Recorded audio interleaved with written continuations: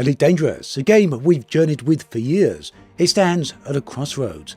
Looking towards the game's future feels rather uncertain to me, and Frontier's echoing silence on the matter really has me wondering why and exactly what is going on. Now, I touched on this subject in the previous video about Frontier's 2023 financials. However, I feel that there were a lot of things that were left unsaid regarding Elite in that video. Ultimately, Frontier clearly needs to make a decision about the game's future, so here's a deeper look at all of that.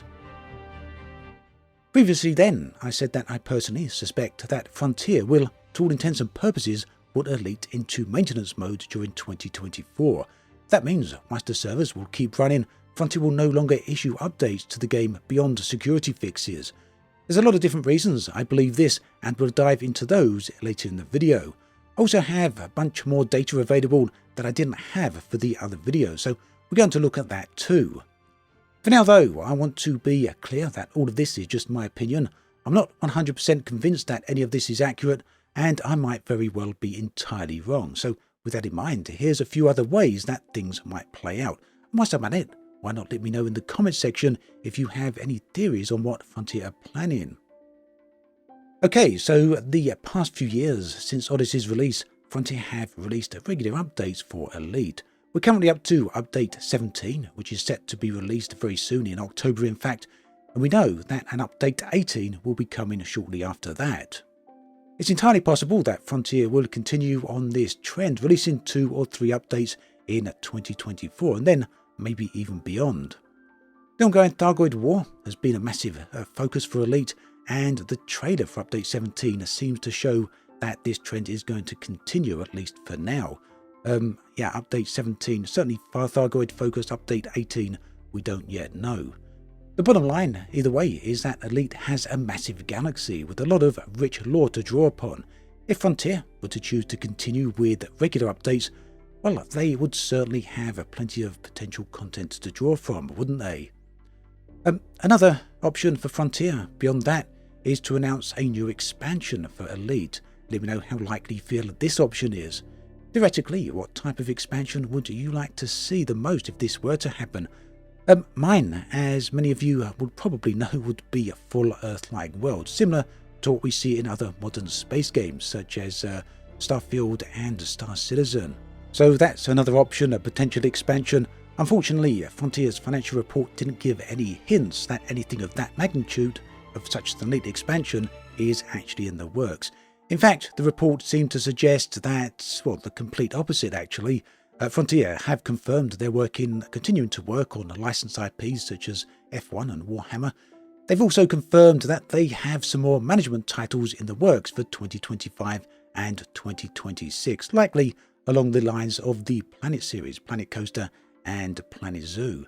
Yet there's no hint whatsoever that Elite is going to get another expansion. But that said, back in early 2018, there wasn't any hints that Frontier were about to start working on an expansion then either.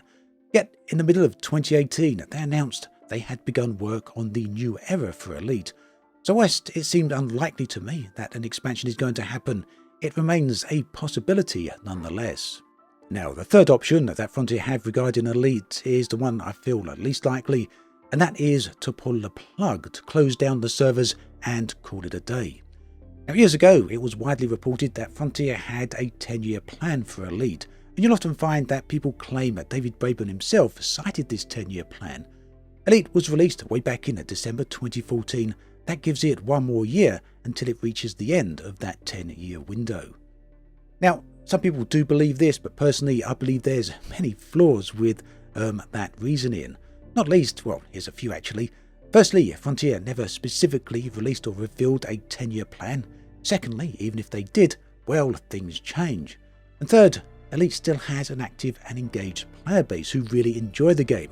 Although, I guess that said, the fact people play the game, if it's not in significant numbers, doesn't mean that Frontier will keep it going. But I mean, let's be realistic here. Whether it is a fact that people do still enjoy it, so no, I don't see Frontier closing the Elite servers. Yet I'd be remiss not to at least mention this potential option. However unlikely it actually is. Now, the fourth option is the one I feel is most likely, and that is Frontier start winding down the development of Elite and keep the servers running for many years to come. We just don't get any more updates beyond security fixes. Now, if this is the route Frontier go, maybe they will announce it in the not too distant future, or maybe, as they have done many times in the past, they will go radio silent and leave people guessing. Either way, there's a lot of reasons I believe Frontier will slow or maybe even stop the ongoing development of Elite. In fact, there's plenty of evidence to suggest why this might be the case, whereas there's little to no evidence to support any of the other options that I've already discussed. So let's go through a few of these reasons with some of the data and some of the so-called evidence that we've actually got. And this starts with Frontier's presentation on their latest financial report for 2023. Included in that presentation was a graph showing the revenue for all of their games. From this graph, it's very clear that Elite has generated a lot of revenue for Frontier. Keep in mind that this is cumulative revenue, so that means that the amount of money these games have taken overall, and that's before costs or any outflow of cash, so any other factors that might affect the revenue here or the profit.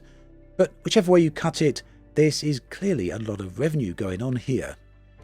Now, this fact alone is very likely why Frontier have said in their financial report that they consider the space game genre to be one of their core business pillars. They very clearly stated this in their financial report. You can see that quoted here. However, it doesn't automatically follow that this means Elite Dangerous will continue to be a core pillar going into the future. Making that assumption is a leap based on hope rather than information. Now, it's certainly tempting to look at this revenue graph and then assume everything with Elite is rosy. However, if we take only the revenue for Elite and ignore the other games here, then convert that into a bar graph, we get this. And this chart paints a very clear picture, doesn't it? The revenue for Elite in recent times has shown a sharp decline. 2022 was already the lowest year on record for Elite in terms of revenue, and 2023 is far lower still. Although to be fair here, from what I can tell at least, the chart for 2023 represents 8 months of revenue, so naturally it will be lower. However, taking the trends for 2023 so far, and then the predicted revenue for the full year of 2023 is looking like it will still be lower than 2022. So it seems to be there's no denying the fact here that the revenue for Elite year on year is certainly decreasing. Keep in mind though that, as I've said before in other videos, I'm not a financial advisor or a financial analyst, so do keep that in mind. So that means I'm not making any claims about the accuracy of what I'm telling you or showing you here. Do keep that in mind, as I say. Now, sticking with financial information for the moment, here is another graph, and this one comes from Frontier's interim results for 2023, which means Frontier's results for the first half of 2023, I do believe. This particular graph doesn't show cumulative revenue like the other graph. Instead, this graph shows a positive cash flow, which means how much cash the game has generated after all associated outflows of cash have been accounted for.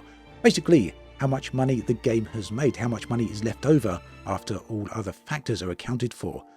So this graph seems to highlight that in 2022, Elite didn't generate much positive cash flow at all. In fact, it seems to suggest that the game barely broke even. That's not a good business model for Frontier by any means. It's not a good business model for any game, and that means that Frontier could make a very strong case for not funding Elite further into the future. Meanwhile, if we look away from financial data and look towards player numbers, these show the same story, a decrease.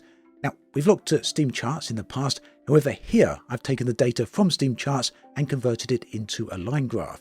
Again, the picture is very clear here. In terms of player numbers on Steam charts, Elite is at an historical low. They just keep going down. There's a slight spike in September, but we'll have to see if the game maintains that. Now, of course, this data does come with the usual caveats that not everyone plays on Steam. However, as we have seen before, Steam charts do indeed highlight player trends. Talking of trends, this other graph here, this data is from Google Trends. This shows the global volume of web searches for the term Elite Dangerous between the dates 16th of December 2014, when Elite launched, right up to today. This chart aligns pretty neatly with the data from Steam charts, as well as Elite's revenue, the data that's been provided by Frontier. So all of the different data points really do seem to align with each other, and they all show a decrease. Beyond that though, I'm not going to try and interpret any of the data. Data is, well, data. and people should draw their own conclusions from it. The above numbers are not the only thing, however, that has seen a reduction. Remember that the official Elite Dangerous live streams from the Frontier community team now only take place on a monthly basis. Additionally, the number of posts from the community team on the forums have continued to decline. Both of these seem to suggest a decline in involvement in Elite from the Frontier community management team.